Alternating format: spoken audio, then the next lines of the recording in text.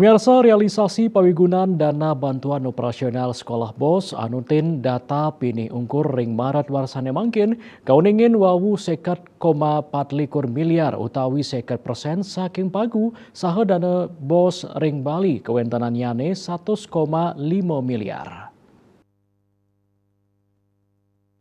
Ring kuentenan pagu dana BOS manut bidang PPA 2 Direktorat Jenderal Perbendaharaan DJPB Bali Parji Nartoswito tanggal 15 Maret inggih punika ring SD kantos ulung dasa kalih, siki miliar sanika alokasiang majeng langkungan pitung dasa talian diri siswa raris majeng SMP wenten dasa siki miliar kaalokasiang majeng langkungan pitung talian diri siswa selanturnyane ring SMA wenten kutus siki miliar kealokasiang majeng petang talian diri siswa.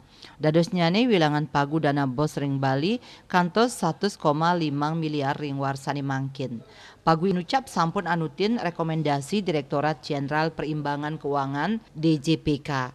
Data punika durung tinas kekantenang pacang mawawah. Pawigunan dana BOS kaselehin oleh BPK, BPKP saha Irjen Kemendikbud. Ngenenin panglimbakan dana BOS ring Bali, Parji mausang nenten uning. Dane nenten kayun ngodarang indik pawigunan dana BOS ring Bali, tur nguduhang mangde metaken langsung ke Dinas Pendidikan.